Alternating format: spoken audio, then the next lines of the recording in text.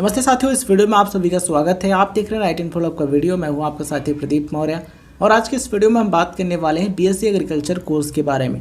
BSc agriculture क्या होता है, कितने प्रकार का होता है, कौन सा कोर्स अच्छा होता है, बीएससी एग्रीकल्चर कोर्स कितने साल का होता है, इसे कौन कर सकता है, मतलब कि इसको करने के लिए क्या एलिजिबिलिटी क्राइटेरिया है, एंड बीएससी एग्रीकल्चर कोर्स में एडमिशन का प्रोसेस क्या होता है, मतलब कि एडमिशन कैसे मिलता है, BSc agriculture course government college से या फिर किसी गवर्नमेंट यूनिवर्सिटी से करने पर कितना खर्चा आता है, एंड अगर आप किसी प्राइवेट कॉलेज से या फिर यूनिवर्सिटी से ये कोर्स करते हैं देन कितनी फीस लगती है। इसके अलावा हम बात करेंगे कि बीएससी एग्रीकल्चर कोर्स अगर आप कंप्लीट कर लेते हैं देन आपको कौन कौन सी जॉब्स मिल सकती हैं, गवर्नमेंट जॉब्स यानी कौन कौन सी सरकारी नौकरी के लिए आप ऑनलाइन आवेदन कर सकते हैं। इसके अलावा साथियों हम बात करेंगे बीएससी एग्रीकल्चर कोर्स कंप्लीट करने के बाद जब आपको जॉब मिल जाती है देन आपकी सैलरी क्या होती है, हायर एजुकेशन के लिए क्या क्या ऑप्शंस होते हैं, मतलब कि हर एक चीज़ आपको बताएंगे, बस आपको वीडियो के एंड तक बने रहना है। तो आइए सबसे पहले हम बात करते हैं बीएससी एग्रीकल्चर कोर्स के बारे में। साथियों इसका फुल फॉर्म होता है bachelor of science in agriculture. ये जो कोर्स है एग्रीकल्चर की फील्ड का कोर्स है और बैचलर डिग्री कोर्स है। ये जो कोर्स है दो प्रकार का होता है, एक होता है जनरल बीएससी एग्रीकल्चर कोर्स, दूसरा होता है बीएससी ऑनर्स एग्रीकल्चर कोर्स। अब यहाँ पर आपके मन में सवाल ये आ रहा है, सर दोनों में से कौन सा कोर्स करना ज़्यादा अच्छा रहता है, कौन सा बेटर होता है। तो साथियों अगर आप मैक्सिमम जॉब अपॉर्चुनिटीज़ प्राप्त करना चाहते हैं, मतलब कि अधिक से अधिक जॉब के अवसर प्राप्त करना चाहते हैं देन आपको करना चाहिए बीएससी ऑनर्स एग्रीकल्चर कोर्स।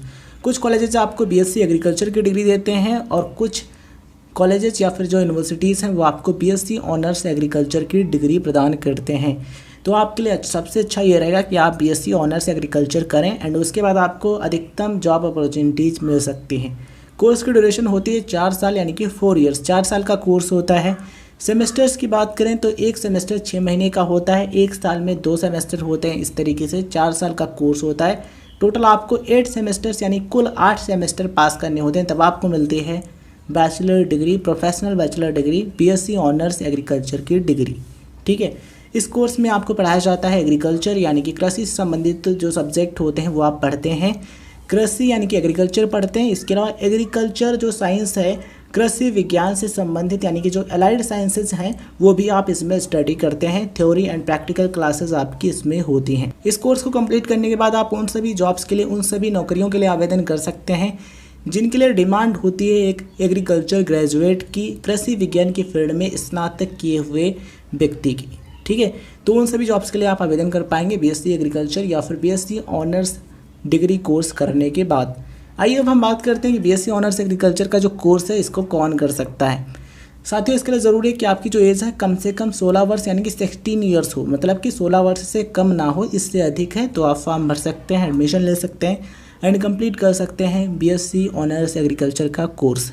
ठीक है, अब हम बात करते हैं कि कौन सा सब्जेक्ट 12th में होना ज़रूरी है। तो 12th में साइंस सब्जेक्ट आपके पास होना चाहिए। साइंस में फिजिक्स केमिस्ट्री मैथमेटिक्स है या फिर फिजिक्स केमिस्ट्री बायोलॉजी या फिर फिजिक्स केमिस्ट्री मैथमेटिक्स बायोलॉजी यानी कि पीसीएम है या फिर पीसीबी है या फिर पीसीएमबी है, या फिर आपने इंटर एग्रीकल्चर से किया, मतलब कि इंटरमीडिएट या फिर 12th आपने एग्रीकल्चर से किया है, तब भी आप ऑनलाइन आवेदन कर सकते हैं एंड आप एडमिशन ले सकते हैं बीएससी ऑनर्स एग्रीकल्चर कोर्स में। सवाल यहाँ पर यह भी आता है कि 12th में आपके मिनिमम कितने % मार्क्स होना ज़रूरी है। तो अगर आप एक जनरल या फिर ओबीसी कैटेगरी के कैंडिडेट हैं देन आपके 12th में कम से कम 50% यानी कि मिनिमम 50% मार्क्स होना ज़रूरी है। अगर आप एक एससी या फिर एसटी या फिर पीडब्ल्यूडी कैंडिडेट हैं देन आपके 12th में कम से कम 40% यानी कि मिनिमम 40% मार्क्स हैं, तभी आप एडमिशन ले सकते हैं। जैसा कि हमने आपको बताया कि 12th में आपके पास पीसीबी है यानी कि फिजिक्स केमिस्ट्री बायोलॉजी है या फिर फिजिक्स केमिस्ट्री मैथमेटिक्स है, पीसीएमबी है या फिर इंटरमीडिएट आपने एग्रीकल्चर से किया है देन आप इस कोर्स में एडमिशन ले सकते हैं। तो आइए साथियों अब हम बात करते हैं एडमिशन प्रोसेस की, यानी कि किस तरीके से एडमिशन होता है इस कोर्स में।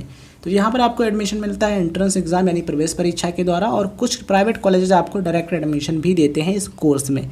अब यहाँ पर आपके मन में सवाल ये रहा है, सर कौन सा तरीका बेहतरीन रहता है, किस तरीके से एडमिशन लेना ज़्यादा अच्छा रहता है। तो एंट्रेंस एग्जाम यानी प्रवेश परीक्षा दे करके, प्रवेश परीक्षा में अच्छे मार्क्स ला करके, अच्छी रैंक ला करके एडमिशन लेना किसी अच्छे टॉप गवर्नमेंट कॉलेज में बेहतरीन रहता है, जहाँ पर आपको मैक्सिमम जॉब अपॉर्चुनिटीज़ मिलेंगी अगर आप कोर्स कंप्लीट कर लेते हैं, और वहाँ पर आपको बेहतरीन तरीके से पढ़ने को और सीखने को भी मिलेगा। ठीक है, तो एंट्रेंस एग्ज़ाम अगर आप देते हैं उसमें अच्छा स्कोर करते हैं देन आप एडमिशन लेते हैं तो ये तरीका सबसे अच्छा रहता है। वैसे कुछ प्राइवेट कॉलेज डायरेक्ट एडमिशन भी देते हैं, तो ये आप पर डिपेंड करेगा कि आपको किस तरीके से एडमिशन लेना है। वैसे एंट्रेंस एग्ज़ाम दे करके एडमिशन लेना बेहतरीन रहता है। चलिए बात करते हैं कुछ एंट्रेंस एग्ज़ाम की। तो ICAR AIEEA यूजी का एंट्रेंस एग्ज़ाम होता है। ये जो एंट्रेंस एग्ज़ाम है इसे NTA कंडक्ट कराता है और ये एक नेशनल लेवल का एंट्रेंस एग्जामिनेशन है। ICAR का फुल फॉर्म होता है Indian council of agriculture research, यानी कि भारतीय कृषि अनुसंधान परिषद। ठीक है, ये क्या है? ICAR एक ऑटोनॉमस ऑर्गेनाइजेशन है जो कि आता है department of agriculture research and education, ministry of agriculture and farmers welfare, government of India के अंतर्गत। ठीक है, तो ICAR AIEEA ये जो एंट्रेंस एग्जामिनेशन होता है यूजी यानी कि अंडर ग्रेजुएट कोर्सेज में एडमिशन के लिए, इसके द्वारा आप एडमिशन ले सकते हैं बेहतरीन कॉलेजेस में।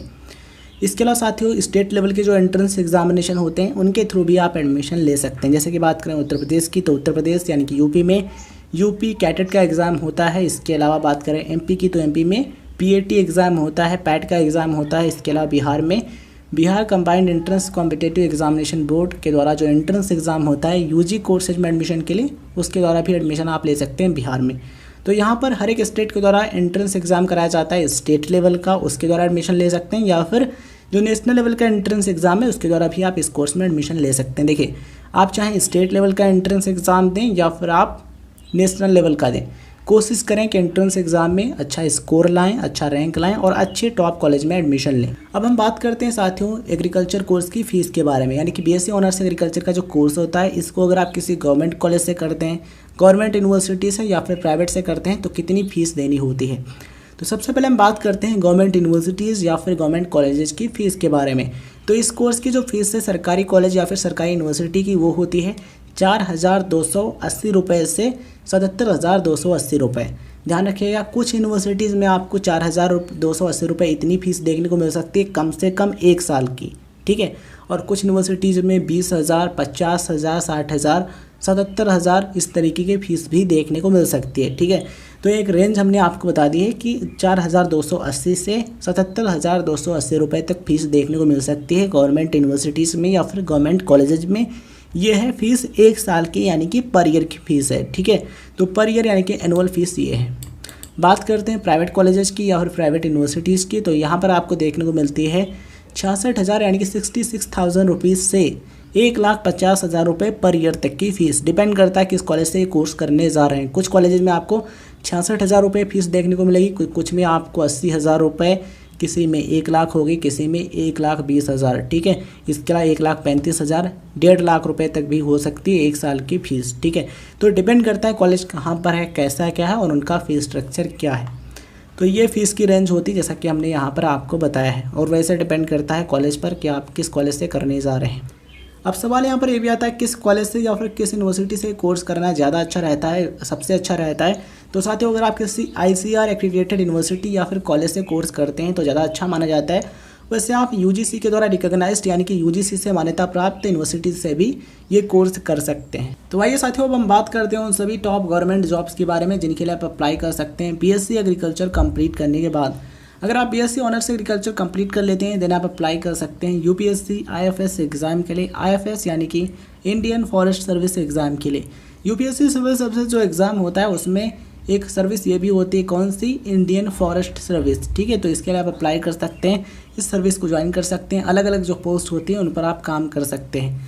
इसके अलावा साथियों आप अप्लाई कर सकते हैं RRB SO के लिए। SO यानी कि स्पेशलिस्ट ऑफिसर, और यहाँ पर आपको पोस्ट मिलता है AO यानी कि एग्रीकल्चर ऑफिसर का। इसके अलावा आप अप्लाई कर सकते हैं नाबार्ड असिस्टेंट मैनेजर की जो पोस्ट होती है ग्रेड A एंड B की, उसके लिए आप अप्लाई कर सकते हैं। इसके अलावा आप अप्लाई कर सकते हैं फूड कॉर्पोरेशन ऑफ इंडिया यानी कि FCI में। FCI में आप असिस्टेंट ग्रेड 3 टेक्निकल जो पोस्ट होता है इसके लिए आप अप्लाई कर सकते हैं। इसके अलावा साथियों आप अप्लाई कर सकते हैं IBPS AFO या फिर RDO पोस्ट के लिए। RDO यानी कि रूरल डेवलपमेंट ऑफिसर और AFO यानी कि एग्रीकल्चर फील्ड ऑफिसर। ठीक है, तो इन दोनों में से किसी भी पोस्ट के लिए ऑनलाइन आवेदन आप कर सकते हैं BSc ऑनर्स एग्रीकल्चर करने के बाद। इसके अलावा अगर हम बात करें SSC की, तो SSC में असिस्टेंट फील्ड ऑफिसर या फिर उससे संबंधित जो पोस्ट होते हैं आप उनके लिए अप्लाई कर सकते हैं। इसके अलावा CWC junior technical assistant and junior superintendent का जो पोस्ट होता है आप इसके लिए भी अप्लाई कर सकते हैं। इसके अलावा अप्लाई कर सकते हैं Kribhco and FSSAI food inspector post के लिए। तो साथियों, बहुत सारे गवर्नमेंट जॉब्स हैं जिनके लिए आप अप्लाई कर सकते हैं BSc ऑनर्स एग्रीकल्चर कंप्लीट करने के बाद। एंड यहाँ पर जो टॉप गवर्नमेंट जॉब्स हैं, जो एग्ज़ाम्स हैं, वो हमने आपको बताए हैं। अब हम बात करते हैं स्टेट लेवल जॉब्स के बारे में। तो साथियों, स्टेट लेवल पर जो गवर्नमेंट जॉब्स होते हैं उनमें आपको कुछ इस तरीके के जो जॉब प्रोफाइल्स हैं वो देखने को मिल सकती हैं। कौन कौन से? एग्रीकल्चर ऑफिसर यानी कि एओ का पोस्ट आपको मिल सकता है। एग्रीकल्चर एक्सटेंशन ऑफिसर यानी कि एईओ का जो पोस्ट होता है उस पर आप काम कर सकते हैं। इसके अलावा विलेज एग्रीकल्चर असिस्टेंट यानी कि VAA ये जो पोस्ट होता है इसके लिए आप अप्लाई कर सकते हैं। इसके अलावा HDO का जो पोस्ट होता है हॉर्टिकल्चर डेवलपमेंट ऑफिसर, इसके लिए आप अप्लाई कर सकते हैं। केन सुपरवाइजर जो पोस्ट होता है इसके लिए आप अप्लाई कर सकते हैं। टेक्निकल असिस्टेंट यानी कि TA का जो पोस्ट होता है स्टेट PCS में भी आप अप्लाई कर सकते हैं BSc एग्रीकल्चर करने के बाद। तो यहाँ पर आपके लिए दोनों प्रकार की जॉब्स अवेलेबल हैं। सेंट्रल लेवल की जॉब्स हैं, गवर्नमेंट जॉब्स, उनके लिए आप अप्लाई कर सकते हैं, या फिर स्टेट लेवल यानी कि राज्य के स्तर पर जो गवर्नमेंट जॉब्स हैं, जो सरकारी नौकरियाँ हैं, आप उनके लिए भी ऑनलाइन आवेदन करके एग्जामिनेशन दे करके जो सिलेक्शन प्रोसेस होता है उसको कंप्लीट करके आप बन सकते हैं, बेहतरीन पोस्ट आप प्राप्त कर सकते हैं। बस उसके लिए आपको मेहनत करनी होगी। देखिए, जब आप कोर्स कर रहे हो उस दौरान आप अच्छे तरीके से पढ़ें, चीज़ों को सीखें। जितना आप सीखेंगे वो आपको आगे चल करके बहुत बेनिफिट देगा, ठीक है। और उसके बाद आपको मेहनत तो करनी पड़ेगी। अगर आपको गवर्नमेंट जॉब लेना है तो और ज़्यादा मेहनत करनी होगी। जितना ज़्यादा मेहनत आप करेंगे तो उसका बेहतरीन रिजल्ट आपको देखने को मिलेगा। तो गवर्नमेंट जॉब में भी बहुत सारी जॉब अपॉर्चुनिटीज़ हैं जिनको आप प्राप्त कर सकते हैं BSc एग्रीकल्चर कंप्लीट करने के बाद। बात करें सैलरी की, तो गवर्नमेंट जॉब अगर आपको मिल जाती है तो आपकी जो सैलरी है कुछ इस तरीके से हो सकती है, और ये एक लगभग सैलरी है, यानी कि ये अप्रॉक्सीमेटली सैलरी है जो मैं आपको बता रहा हूँ। बिकॉज एग्जैक्ट सैलरी जो है डिपेंड करता है कि आपको कहाँ पर, किस ऑर्गेनाइजेशन में या फिर किस डिपार्टमेंट में, किस कंपनी में जॉब मिला है और किस शहर में। तो कई सारे फैक्टर्स होते हैं सैलरी पर, ठीक है। तो अप्रॉक्सीमेटली बात करें तो कुछ गवर्नमेंट जॉब्स जो हैं हमने आपको बताई हैं उनमें आपको 30 से 45 हज़ार रुपये पर मंथ की स्टार्टिंग सैलरी मिल सकती है, इन हैंड सैलरी, ठीक है। और कुछ गवर्नमेंट जॉब्स में आपको 40 से 45 हज़ार रुपये, कुछ में आपको 45 से 50 हज़ार रुपये, और कुछ गवर्नमेंट जॉब में आपकी जो स्टार्टिंग सैलरी है इन हैंड सैलरी वो आपकी 62 हज़ार रुपये यानी कि 62,000 रुपीज़ पर मंथ तक भी हो सकती है। एंड प्रमोशन से वो 80 हज़ार रुपये या फिर उससे ज़्यादा पर मंथ यानी कि एक महीने की हो सकती है। तो ये एग्रीकल्चर का जो फील्ड है यहाँ पर जॉब अपॉर्चुनिटीज़ काफ़ी ज़्यादा हैं। बस आपको अच्छे तरीके से कोर्स कंप्लीट करना है, कोर्स के दौरान पढ़ना और सीखना है, एंड उसके बाद आपको अच्छे तरीके से मेहनत करके गवर्नमेंट जॉब लेना है। चलिए अब हम बात करते हैं प्राइवेट सेक्टर की। तो प्राइवेट सेक्टर में आपको जो जॉब है वो सेल्स ऑफिसर का मिल सकता है या फिर असिस्टेंट मैनेजर का। वैसे डिपेंड करता है कि आप कहाँ पर प्राइवेट सेक्टर में भी वर्क कर रहे हैं, तो वहाँ पर आपको अलग अलग जॉब प्रोफाइल्स मिल सकते हैं। तो आइए अब हम बात करते हैं प्राइवेट सेक्टर सैलरी के बारे में। यानी कि अगर आपको प्राइवेट सेक्टर में जॉब मिलता है, कैंपस प्लेसमेंट हो जाता है, देन आपकी सैलरी क्या होती है? देन आपकी जो सैलरी है 35 हज़ार से 90 हज़ार रुपये पर मंथ तक हो सकती है। एक्सपीरियंस बढ़ता है और भी बढ़िया कंपनी या फिर ऑर्गेनाइजेशन आप ज्वाइन करते हैं तो आपकी जो सैलरी और भी ज़्यादा हो सकती है। सो BSc ऑनर्स एग्रीकल्चर कंप्लीट करने के बाद आप चाहे तो प्राइवेट सेक्टर में जा सकते हैं, प्राइवेट जॉब कर सकते हैं, या फिर गवर्नमेंट सेक्टर में आप अपना करियर बना सकते हैं। गवर्नमेंट जॉब के लिए ऑनलाइन आवेदन करके, एग्ज़ाम दे करके, मेहनत करके गवर्नमेंट जॉब ले सकते हैं। या फिर अगर आप जॉब नहीं करना चाहते हैं तो आप आगे पढ़ाई कर सकते हैं, यानी कि हायर एजुकेशन कर सकते हैं। हायर एजुकेशन ऑप्शंस की बात करें तो आप MSc यानी कि मास्टर ऑफ साइंस कर सकते हैं, या फिर आप PhD की पढ़ाई जो है वो भी कर सकते हैं, ठीक है। या फिर आप चाहे तो BSc ऑनर्स एग्रीकल्चर करने के बाद, BSc एग्रीकल्चर करने के बाद MBA भी कर सकते हैं। तो यहाँ पर डिपेंड करेगा आप पर कि आप क्या करना चाहते हैं। BSc ऑनर्स एग्रीकल्चर कंप्लीट करने के बाद जॉब करना चाहते हैं, या फिर आगे पढ़ाई करना चाहते हैं, या फिर आप अपना खुद का कुछ करना चाहते हैं। एंटरप्रेन्योरशिप की फील्ड में भी आप जा सकते हैं। आपको नॉलेज है, आपके पास स्किल है, मेहनत करना आप जानते हैं, तो किसी भी फील्ड में आप करियर बना सकते हैं, ठीक है। तो ये चीज़ें डिपेंड करेंगी आप पर। आप सभी को हमारी तरफ से बहुत बहुत शुभकामनाएं। बस आप मेहनत कीजिए, और जब आप मेहनत करेंगे सही दिशा में यानी कि सही डायरेक्शन में, तो आपको उसी तरीके से सही रिजल्ट मिलेगा, बेहतरीन रिजल्ट आपको मिलेगा। वीडियो जानकारी आपको पसंद आई हो तो इस वीडियो को लाइक कीजिए, अपने दोस्तों के साथ शेयर जरूर कीजिए। चैनल पर नए हैं तो सब्सक्राइब जरूर कीजिएगा और वीडियो को लाइक ज़रूर कीजिएगा। धन्यवाद। जय हिंद, जय भारत।